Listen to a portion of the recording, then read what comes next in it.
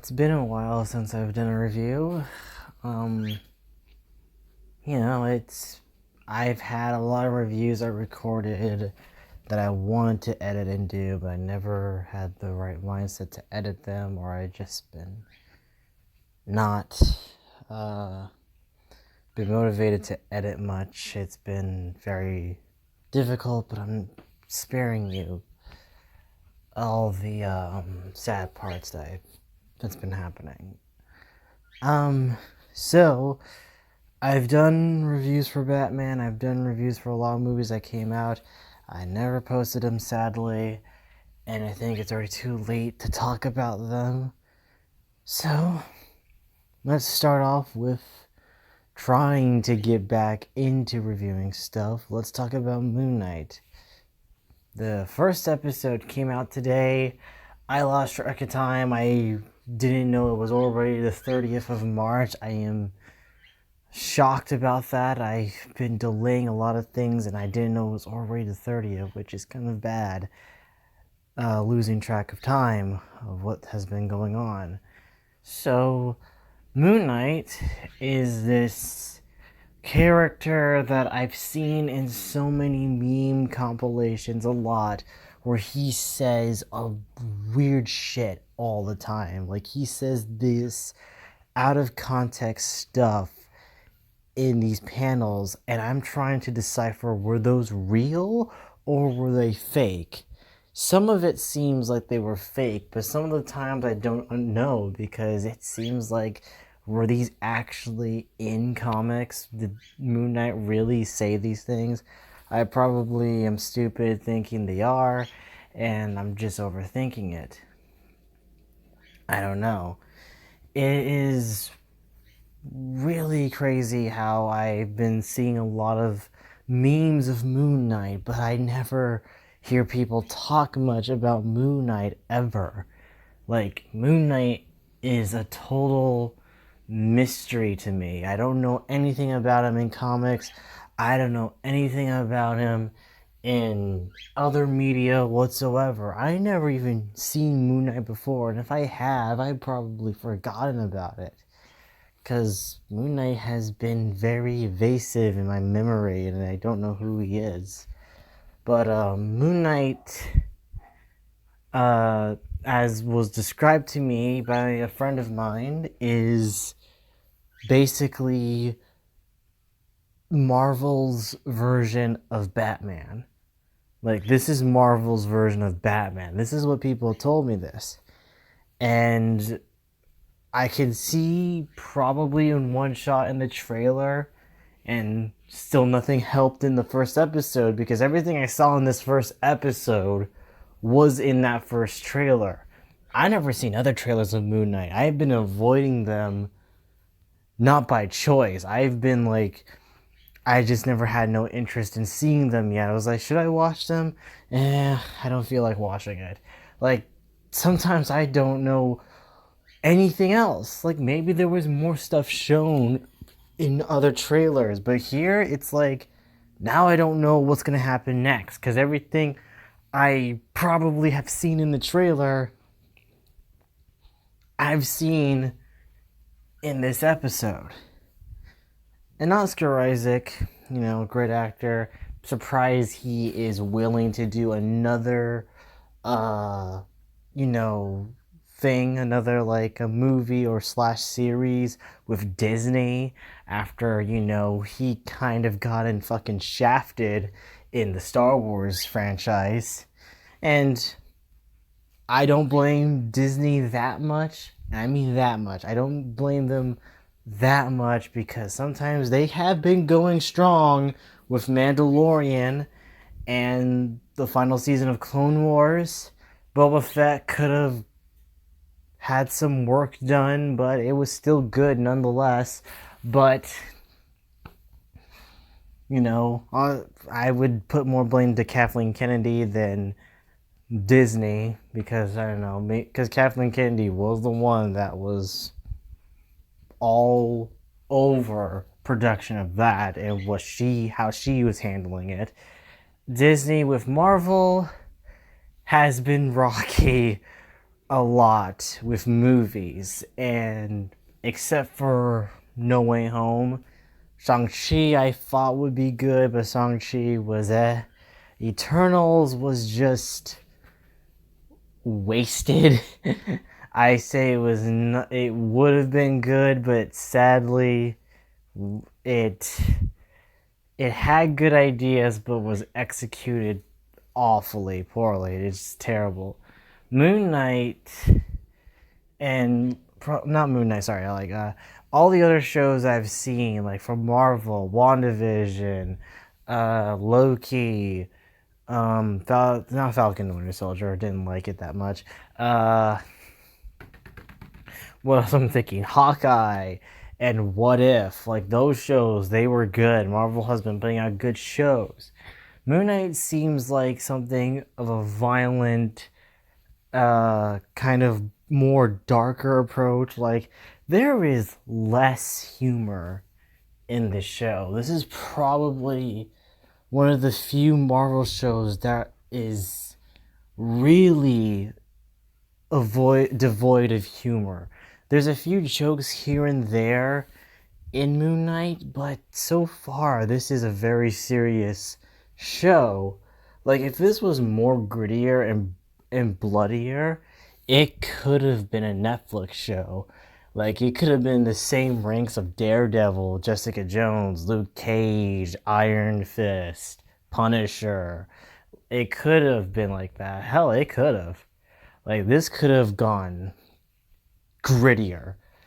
Maybe it will. I don't know. There is possibility to that. I see it seems Oscar Isaac is taking passion with this role. He looks like he's giving it his all. And I'm not saying he didn't in the Star Wars franchise. No, that dude is a great actor. Man is a good actor. I love Oscar Isaac. He did a lot in his power to make Poe Dameron a great character. He was just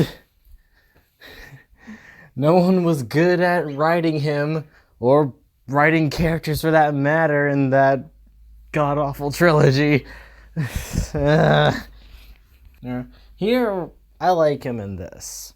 Like, him making these dual personalities and everything with switching between accents. Like, I guess this ridiculous British accent is supposed to sound odd and weird because he has, like, a split personality.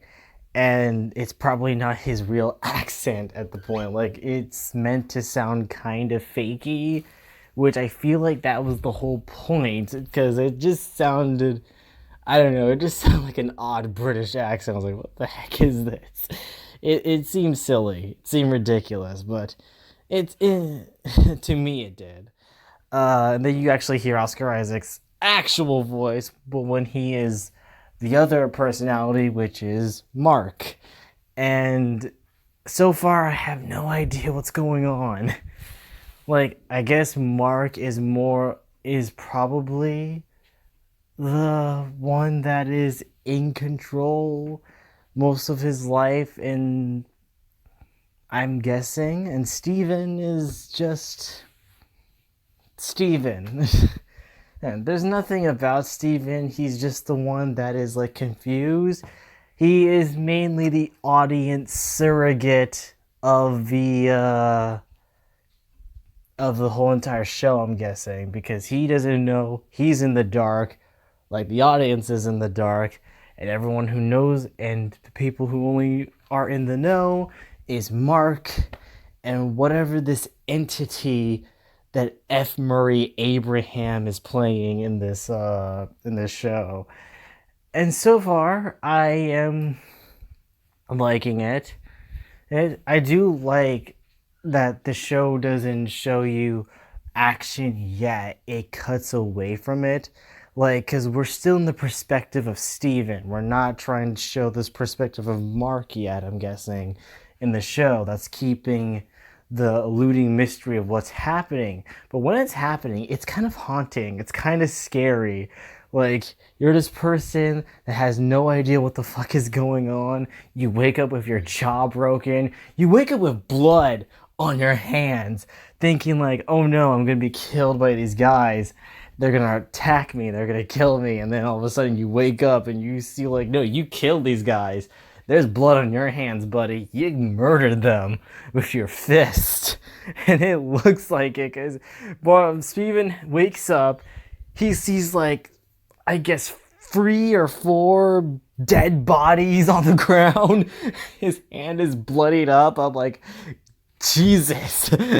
And I think it's just his one hand. His other hand looks clean. I'm guessing he really punched to death so many dudes with one hand tied behind his back. And I actually did like it because it did felt scary. It kind of felt haunting. Steven would react the way I would react if that would have happened to me. Like, oh shit, what is going on? What is this? What is happening?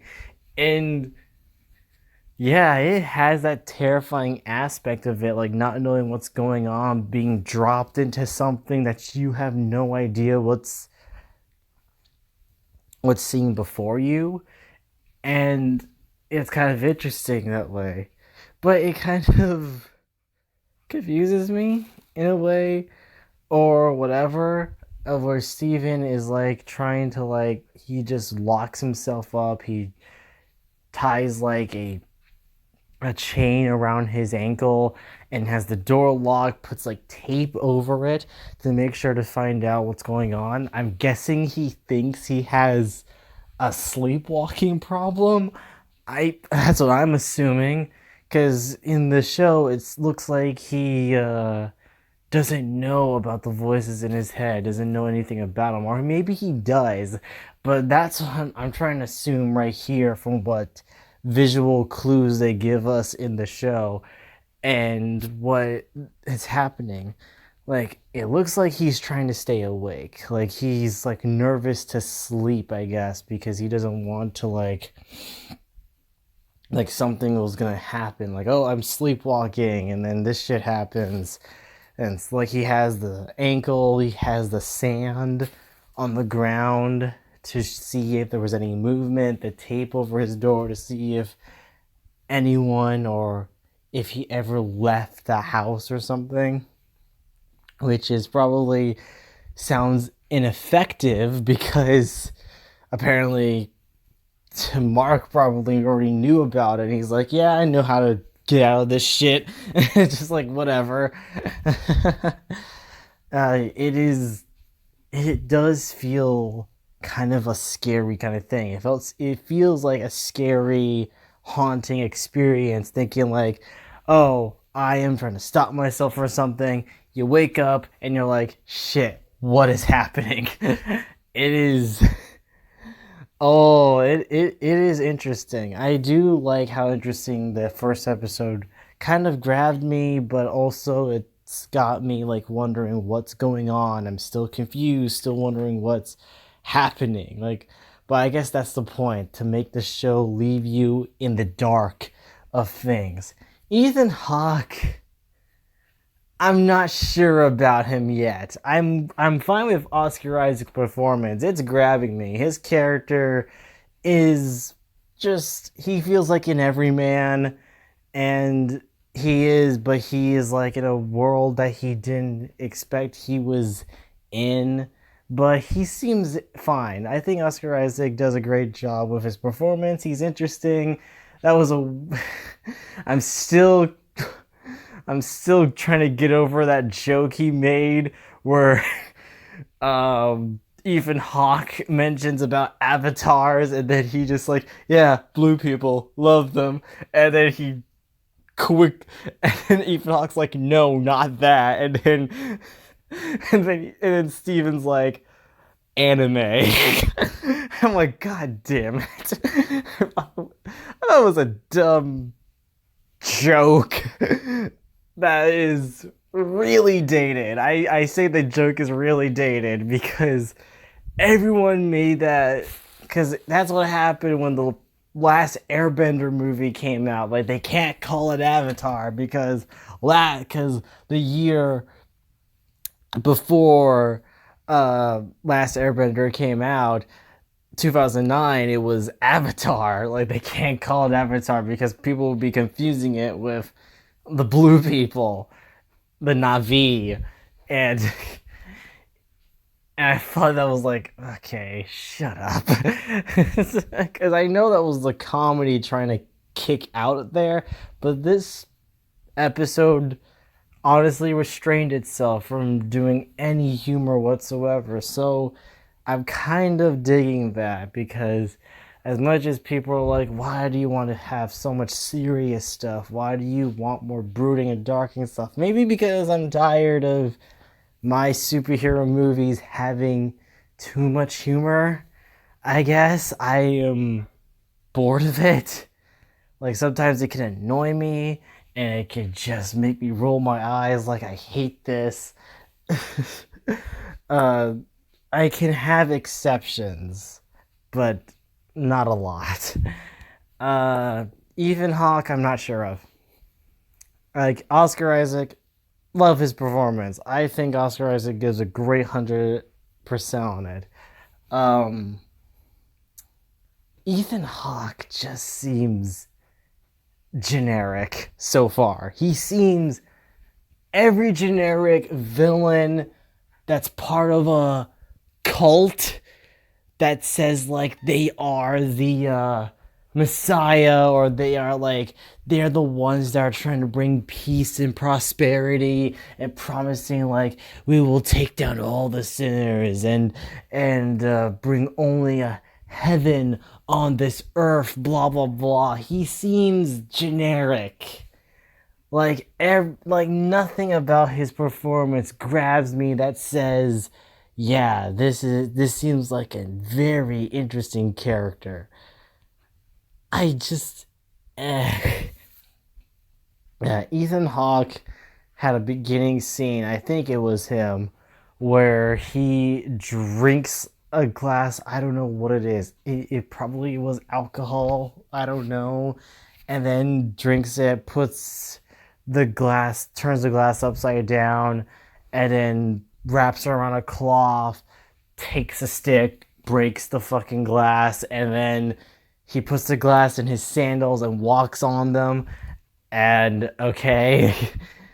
But then after seeing his performance, how he talks, how he acts, and the exposition, like generic lines you would hear from a person, like, there's chaos in you, or some generic line about like the divine Messiah or whatever will bring us to gates of paradise, heaven, blah blah blah, this, whatever. It felt generic to me. It felt boring. It didn't grab me. Ethan Hawke, I like him. He's a great actor. He's a phenomenal actor. I love him in a lot of movies I've seen him in. Like Ethan Hawke always gives 110% with his performances. He is a good actor. I mean, what was that movie with the vampires? Daybreakers? Was that what it's called? Like, that seemed like a movie that someone would either half-ass their performance and say, like, whatever, this seems like a paycheck movie, but Ethan Hawke was like, no, I'm gonna give a very good performance, like I'm gonna win a damn Oscar. Which I feel like B movies that where people are trying to like make like an over the top action like B movie always go the wrong way, where they say like, no, just overact, just be cheesy as possible. No, Rob Zombie had the right idea when he made his fake trailer about like the werewolf women, and he goes to Edo Kier and say like, no, take this seriously, act like you want to win an Oscar for this film. No, like I feel like that's what Ethan Hawke was in Daybreakers. Here it just feels like you could have gotten any actor to do this role. Oh, but then again, maybe Marvel's running out of actors to play different characters. I mean, they're using Mahershala Ali twice. Like, he was Cottonmouth in Luke Cage, and now he's Blade. So that's weird. Weird. And I thought like maybe it's because they're retconning the Netflix shows. No, Daredevil's and fucking Spider-Man No Way Home. So, what does that say? I don't know. Ethan Hawke, I love him. Just this performance for me, it's not. I don't dig it. I don't dig it at all. It's just It's just a meh performance. It's meh. Just that meh. So far, liking it. So far, it seems like a good start to a show. So I don't know what's gonna happen next. What's gonna go on? I'm not gonna give a big score for it yet because the show just started, and I'm probably not gonna review a lot of it through each episode. I'm probably gonna do a full review of it, but I just maybe I will, maybe I won't, but who knows? I'm liking it so far. What do you guys think? Tell me, and I will read and see them. And yeah, I'll see you guys in the next one. Ciao, darlings. Remember, you are loved. Ow, ow, ow! Ow! Ow!